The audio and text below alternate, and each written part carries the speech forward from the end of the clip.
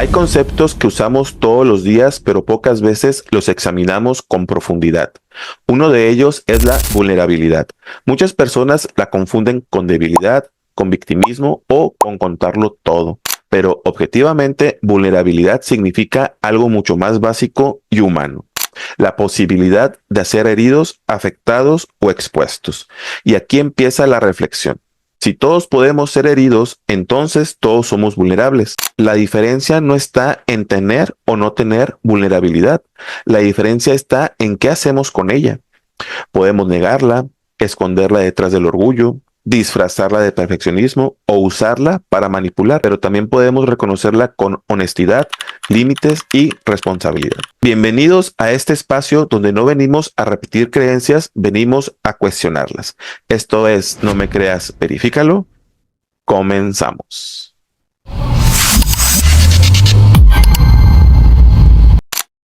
Hoy nos encontramos nuevamente con la licenciada Mariana Barragán y el tema que nos atañe es la vulnerabilidad. Hola, mija, ¿cómo estás? Buenos días. Hola, buenos días. Buenos días a todos. Entonces, pues comenzamos con la siguiente pregunta. Dice, si la etimología nos dice que ser vulnerables es simplemente la capacidad de ser heridos, ¿en qué momento de la historia o del desarrollo humano empezamos a registrar la vulnerabilidad como un defecto o una debilidad? Sí, mira, pues hay un momento en la historia en donde se marca un estancamiento en las emociones, ¿sí? ¿Por qué? Porque ser vulnerable emocionalmente significaba debilidad, significaba estatus también en la sociedad y significaba supervivencia. Por decir, en la antigua Grecia, la honorabilidad se fijaba mucho en los guerreros, en los hombres poderosos, fuertes, los que no se enfermaban, los que iban a la guerra y estaban al frente y salían victoriosos. Entonces, en esa parte de la historia se muestra que un ser humano fuerte, invencible, pues sí, ¿verdad? Enteramente musculoso, sin enfermedad, significaba un estatus. Entonces, se fue reprimiendo. También vemos que en la Edad Media, ser vulnerable, pues significaba pobreza, significaba desnutrición, significaba enfermedad, significaba muerte.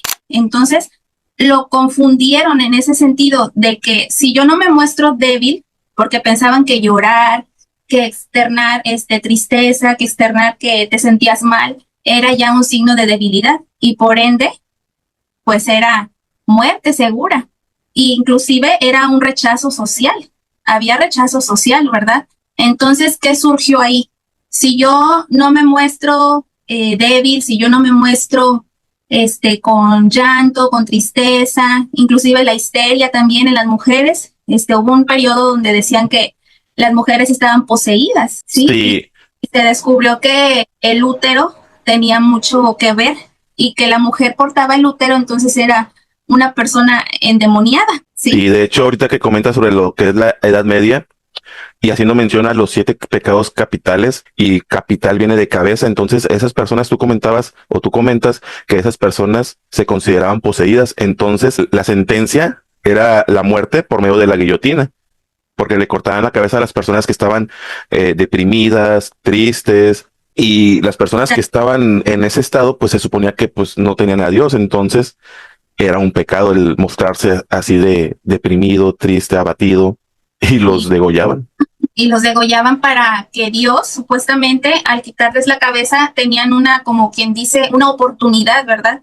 Al morir de esa forma, lo identificaban como que le estamos dando una oportunidad para que sea salvo, porque está endemoniado, ¿verdad? Está siendo triste, está poseído por un espíritu que lo tiene así, condenado a ese estado de ánimo, porque pues obviamente no se conocía, ¿verdad? No había profundidad en las emociones. Podemos ver que siempre hemos actuado por ignorancia, por desconocimiento de causa. Sí. Y entonces también hay un punto de la historia en donde está la ilustración. Llegamos a la ilustración con René Descartes y él menciona que la vulnerabilidad, bueno, no lo menciona como en sí la vulnerabilidad, sino menciona que las emociones en sí obstruyen a la razón, ¿sí? Es un distractor para la razón, porque él dice que las emociones son del cuerpo y la razón del alma. Sí, de hecho, en ese periodo de la Ilustración fue donde se separó lo que es la ciencia de la religión. O sea, antes abarcaba lo que era la filosofía, la ciencia, la religión, se abarcaba en un solo aspecto, y en el periodo de la Ilustración fue cuando se separaron las disciplinas. Sí, la iglesia todavía se quedó como una institución, meramente, ¿cómo decírtelo? Bueno, es que en sí la iglesia no quería soltar el poder por fines de conveniencia, ¿verdad? De poder, y se quedó como, entre comillas, como desplazada, pero seguía teniendo intervención en muchas decisiones políticas. Y en esa época de la Ilustración, pues quisieron separarlo para que la ciencia, que estaba hasta ese momento, hasta ese desarrollo que tenían en la ciencia, se quedara como para la explicación de la razonable, vaya, razonable a los sucesos que acontecían. Pero lo que sugería René Descartes es que él quería explicar cómo trabajaba la dualidad del ser humano, dividido en alma y en cuerpo, pero trabajando simultáneamente. Entonces él decía que las emociones eran los placeres del cuerpo que nublaban la razón del conocimiento, y que por eso actuábamos y reaccionábamos, porque estaba un dominio corporal sobre el dominio del alma, porque pues no se conocía a profundidad. Sí, y entonces ahí él menciona que las emociones influían en la razón y en las decisiones de las personas. Y luego avanzamos a la modernidad, ¿verdad? Y la industrialización. En la modernidad y la industrialización, ¿qué surgió? Por decir, en los 50 surgió, después de la Segunda Guerra Mundial, surgieron muchos trastornos postraumáticos, ¿sí? También surgió que la mujer empezaba a salir del hogar para trabajar. Oye, entonces, ¿seguimos con el tema? ¿Es mera supervivencia? Sí. Sí, y todo este cambio fue puro, ahora sí que puras creencias de la sociedad. ¿Por qué? Por el poder, por la economía, por el estatus, y todo eso se fue implementando en los hogares. Entonces se fue como que malentendiendo todo, al grado que llegó a las emociones internas. Sí, hasta cierto punto, el no mostrarse vulnerables o tener una vulnerabilidad sana, pues nos ayuda, ¿verdad? El problema es cuando dejamos de conectarnos con los demás por mostrarnos fuertes. Y por la capacidad de entendimiento, ¿verdad?, de las personas. Brincó el mostrarse fuerte y heroico, brincó a la educación en casa, de que si los niños, porque pues los hombres eran los que iban a la guerra, ¿verdad? Y eran los fuertes, los musculosos, los sanos, los proactivos. Entonces, querían que los niños, desde pequeños, ¿verdad?, fueran como si fueran a la guerra, como si fueran un guerrero. No llores, tú eres hombre, los hombres no lloran, los hombres son fuertes. Esas son cosas de mujeres, la histeria, ¿verdad? Lo encasillaron en ese sentido. Y entonces ahí también surge lo del sexo débil, pero todo eso era por una creencia mal inculcada de la sociedad. Sí, pues ahora sí que dependiendo del contexto en que se encuentra la historia de la humanidad, pues es como vamos a estar viviendo, ¿verdad? Sí. Y darnos cuenta que las cosas van cambiando. Y cambiar y adaptarnos al nuevo contexto. Mita, continuando con la siguiente pregunta, clínicamente, ¿qué le pasa a una persona que pasa años de su vida construyendo una armadura para ser invulnerable, y cómo se traduce eso en sus reacciones diarias? Bueno, mira, tenemos que separarlo aquí en dos rutas, porque yo puedo ser una persona que me cierro, estoy ensimismada, pero puede ser por un factor biológico, o también puede ser por un mecanismo de defensa aprendido. Tenemos, por decir, el apego evitativo. El apego evitativo surge cuando un menor tiene rechazo constante, invalidación emocional de sus cuidadores, ¿sí? Entonces él está aprendiendo y se condiciona a que si yo me muestro triste, me muestro enojado, me van a reprimir, me van a castigar. Entonces él formuló ya en su cabeza el que si yo expreso cómo me siento, de tal manera, con mis, cuidadores, me van a invalidar, me van a castigar, voy a tener dolor, voy a sufrir y yo no quiero sufrir. Entonces, ellos, crecen con esa incapacidad de tanto demostrar el ser vulnerables como rechazan también el afecto. ¿Por qué? Porque ellos no conocen un afecto, una cercanía genuina y por ende su cerebro lo detecta como esto no lo conozco, esto es peligroso y se alejan, rechazan. Sí, te refieres afecto al cariño, ¿verdad? Ajá, al afecto de cariño, al Ajá. cuidado, que fue pues áspero, fue hostil, un cuidado, pues sí, un cuidado negligente. Sí, cuando nos regañan de niños y empezamos a llorar, lo primero que nos dicen, no llores o te voy a dar razones para que llores. Entonces uno va reprimiendo. Aquí la cuestión es que no nos damos cuenta que al reprimir esas emociones disfuncionales, también reprimimos esas emociones funcionales, Ujú. porque en el momento de reprimir unas, automáticamente nos volvemos insensibles Sí. y poco empáticos. Poco empáticos y con dificultad de conexión con las demás personas, con mi red. Entonces, crece esa persona y crece con un apego, con un estilo de apego evitativo, ¿sí? También puede crecer con apego ansioso. ¿Por qué? Porque está con la incertidumbre de que si digo lo que pienso, me van a rechazar. Y Se cae van en a burlar, te van a burlar, van a decir que soy un debilucho, un gallina, ¿sí? voy a Entonces, sentir vergüenza. ajá, exacto. Entonces, como yo no quiero sentir lo que ya conozco, cómo se siente, mejor lo evito. Sí, Todo eso se hace de manera inconsciente, o sea, no sabemos ni por qué. No sé si te ha pasado sí. o que al momento dijiste, es que no sé ni por qué soy así, o no sé ni por qué lo dije, o no sé ni por qué no puedo. Sí, pues es falta de reflexión, falta de introspección, falta de saber pensar, o mejor dicho, falta de cómo saber pensar, ¿verdad? Y pues sí, irnos informando, como tú dices ahorita, nos hace saber cómo pensar y cómo buscar la ayuda. Porque como vas conociendo, vas hilando, a lo mejor esto también es por esto, esta actitud mía, y empiezas, ¿verdad? Empiezas a querer conocer para conocerte a ti mismo, ¿sí? Eh, Sí, Hay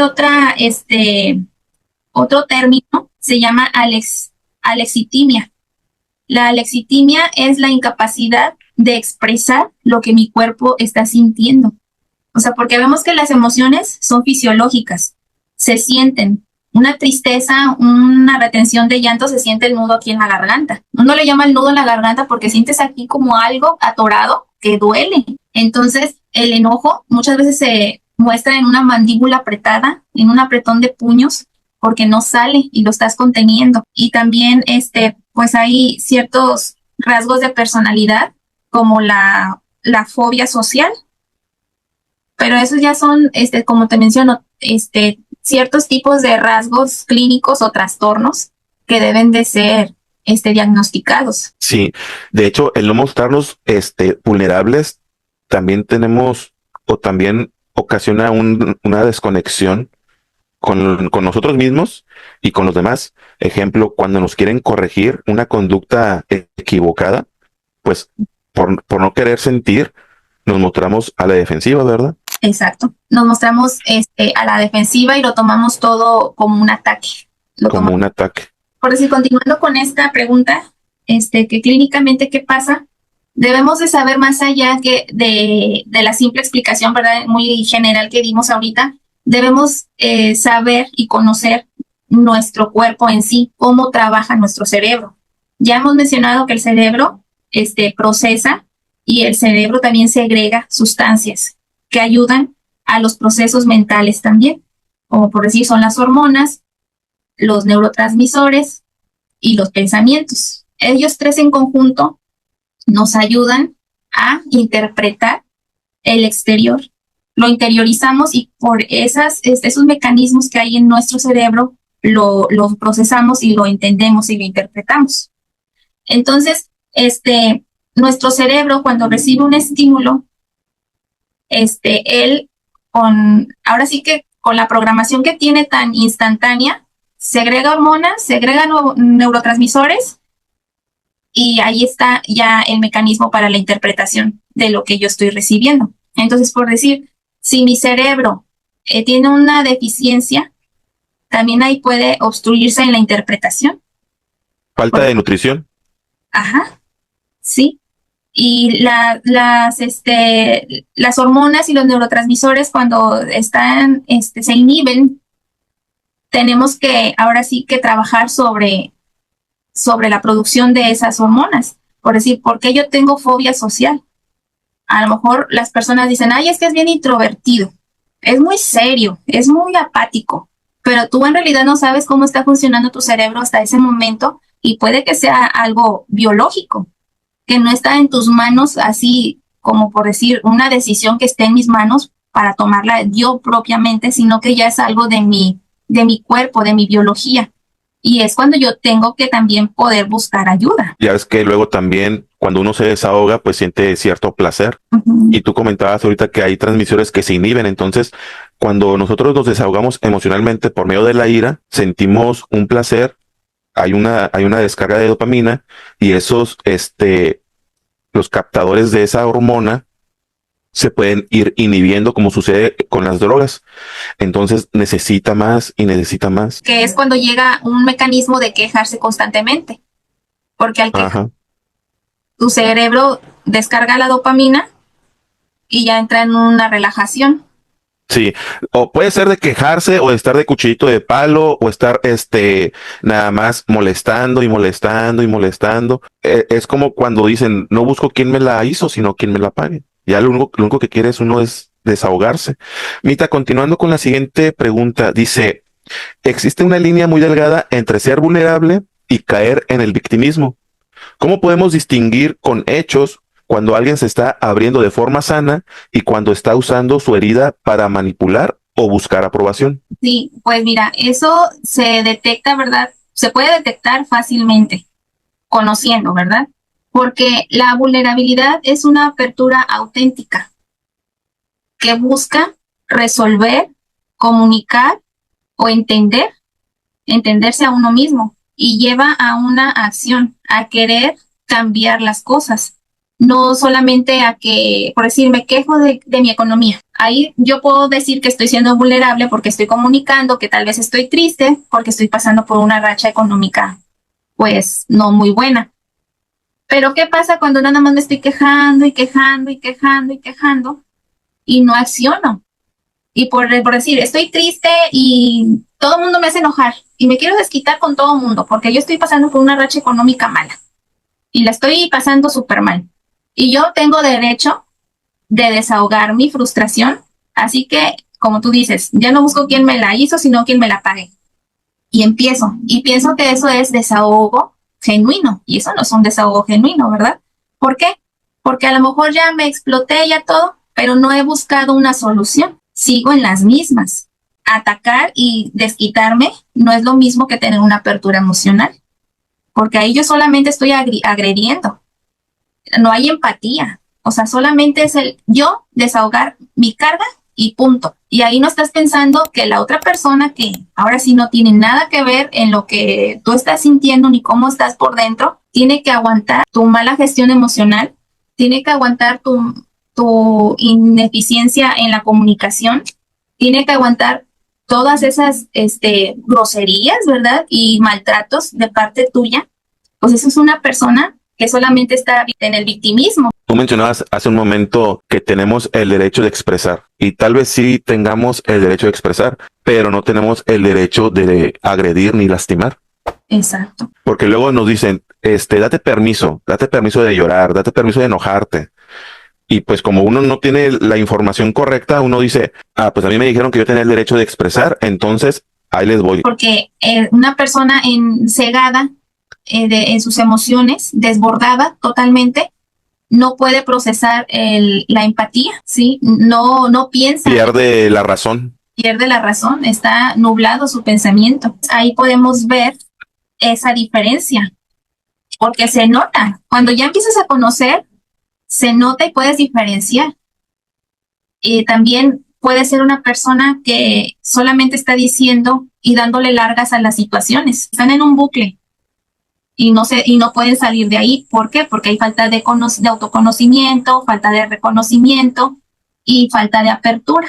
Porque la vulnerabilidad no solamente te da apertura emocional para ti y para poder poner límites, para poder expresar de manera empática. También te ayuda a ser una persona más receptora. Ya con empatía también puedes escuchar la otra parte y también puedes tomar los límites de la otra persona sin tomártelos personal, sin tomártelos como una agresión o sin tomártelos como que me está rechazando. ¿Por qué? Porque tú ya tienes esa apertura de conocimiento. Como te comentaba hace un momento, cuando, ejemplo, de padres a hijos o en la pareja, cuando están señalando algún error, lo sentimos personal, ¿verdad? Sentimos que nos están hiriendo. Entonces, recordemos, un animal herido, ¿qué hace? O huye o ataca. Y pues si una persona no está acostumbrada a ser vulnerable, entonces lo que va a hacer es atacar probablemente, ¿verdad? ¿Y cómo atacas? Pues haciendo sentir a la otra persona lo mismo que tú estás sintiendo. En el momento en donde están las emociones a flor de piel, es imposible el diálogo. Y seamos honestos, nadie, o bueno, para no ser absolutistas, casi nadie o la mayoría no tenemos una gestión emocional, una orientación emocional. La verdad no. Creemos, ¿verdad? Y somos soberbios al decirnos yo sí, pero si somos honestos, la verdad es que no. Digo, porque ya en automático a veces lo hacemos. Ya cuando estamos como que más o menos conscientes decimos, ay, espérate, así no es.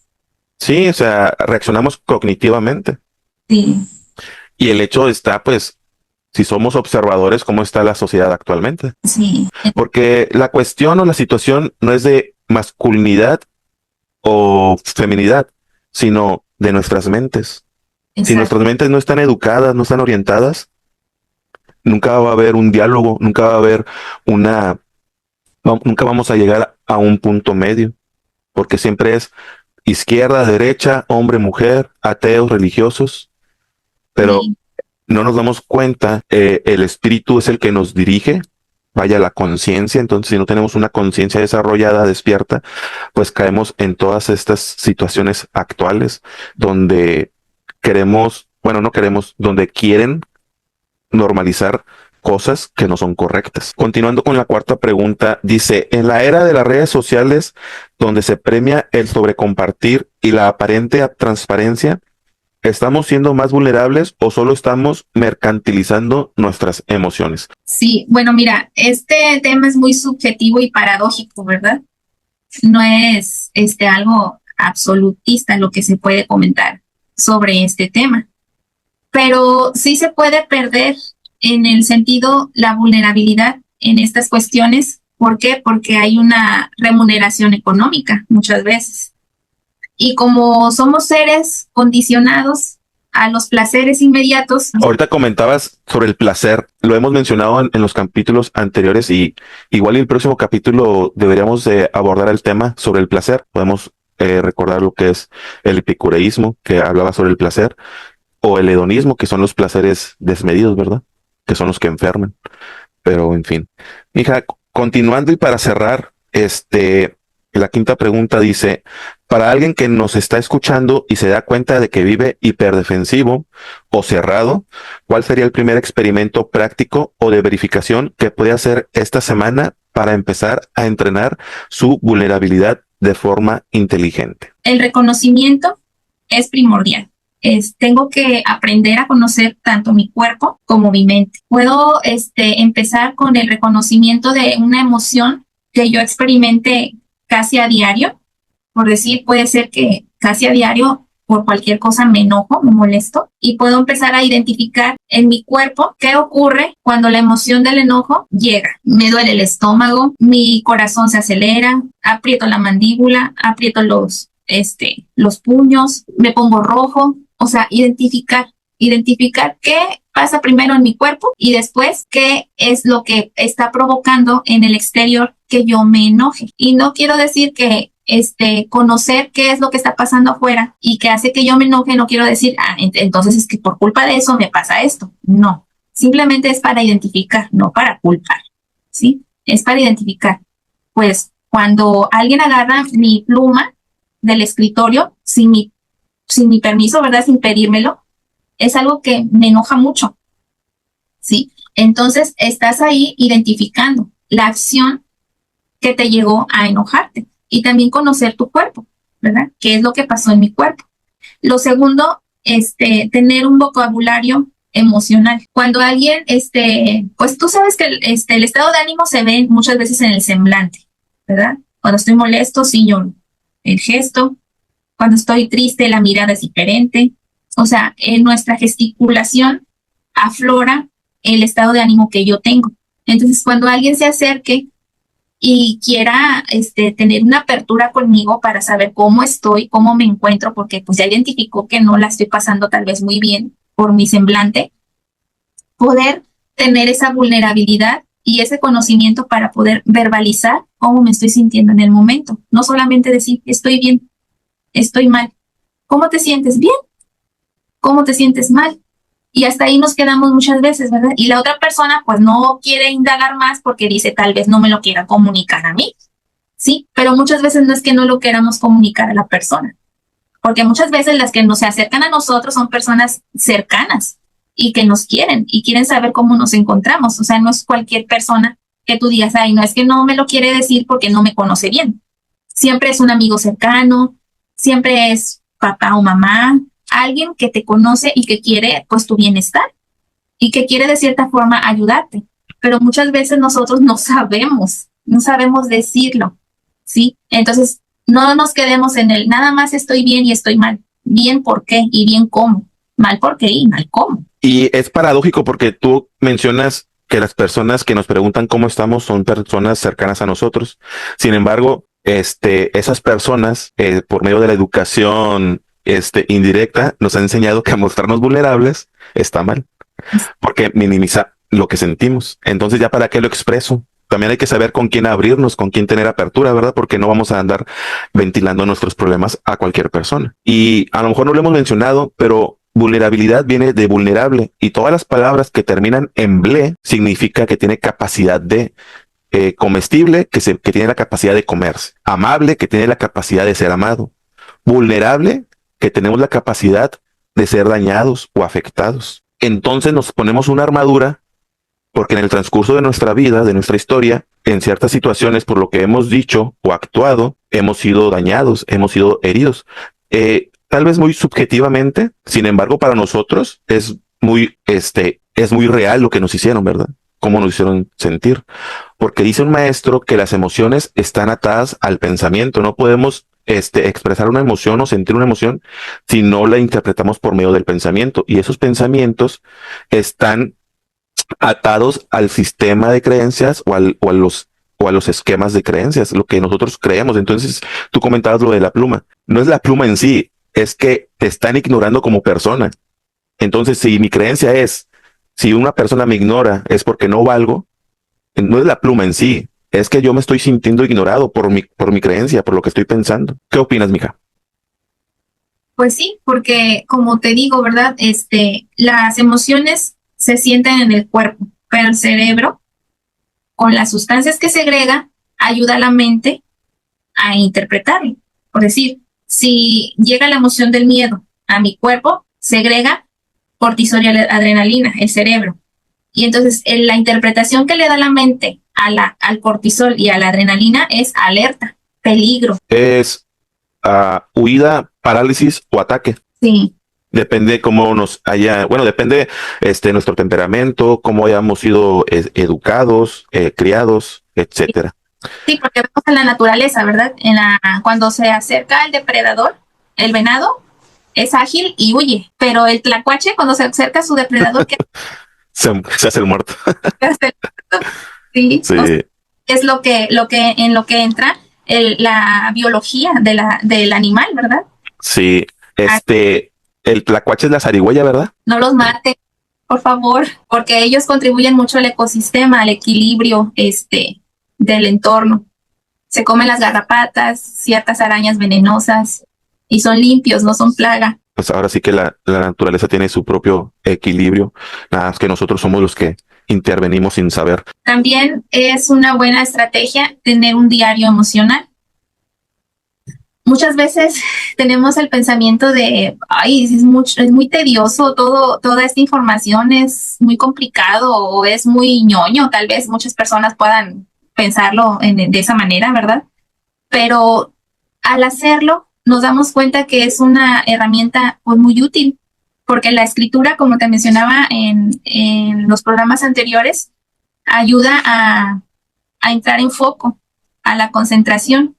Entonces, cuando estás concentrado, tu corteza prefrontal está trabajando. Y cuando ponemos a trabajar la corteza prefrontal, pues podemos tener esa apertura emocional, pero ahora sí que de una manera buena, que no vamos a explotar.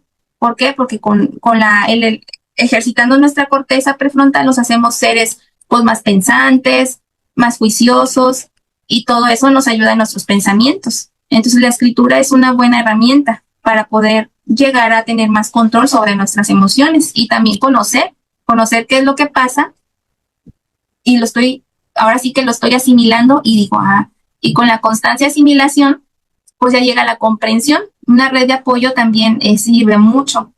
A lo mejor tú dices, pero es que mi red de apoyo, pues son los que me criaron, son los que me enseñaron, pero pues también tenemos que comprenderlos a ellos, porque ellos pues también son ignorantes en muchas cosas. ¿Por qué? Porque pues no hubo quien también tuviera una buena guía. Sí, en el pedir está el dar. Ahora sí que tenemos un cuerpo, tenemos una mente, tenemos un intelecto, pero muchas de las veces lo desconocemos. Entonces, para cambiar una emoción disfuncional, hay que cambiar el pensamiento que origina esa emoción.